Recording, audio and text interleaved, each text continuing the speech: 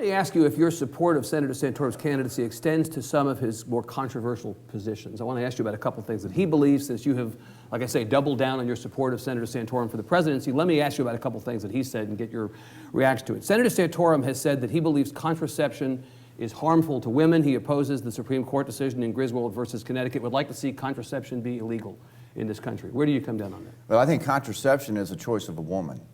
In that aspect, what I am. So you're pro-choice on contraception? No, I'm pro-life 100%. Now the contraception is up to a woman, but I'm 100% pro-life. Right, but you believe contraception should not be made illegal, differing from Senator Santorum. Exactly. Do you believe that sex for recreational purposes, which he opposes, is bad? Only procreational purposes, as he said? Well, you have to understand I have a faith, and my faith is that, you know, in the Bible it doesn't talk about anywhere where you can go around and just enjoy life. With the extremes of that, and so I do believe in abstinence until marriage, and so if that answers your question, so sex only for procreational purposes. Yes. Okay. Between a husband and a wife.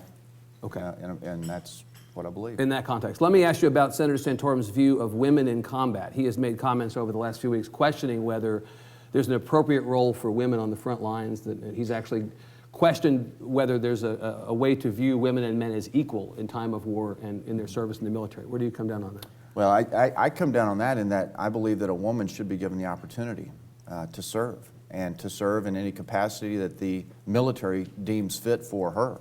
And that's up to the military. And I believe our country has gotten to a point now to where we want to make it a political ball that we throw back and forth and banter with. Yeah. Leave it up to the military and the officials there to conduct their business with men and women as they see fit for that person, whether it's a male or a female. Okay.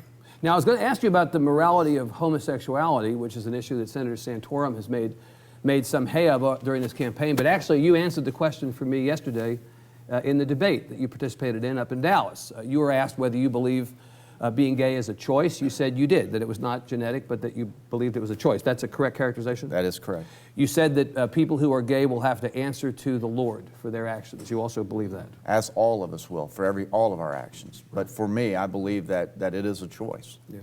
You also said you believe that civil unions were wrong. You did not support a policy in which the state would offer the status of civil unions to gays and lesbians. I believe in the freedom for anyone to make a choice and do their own thing.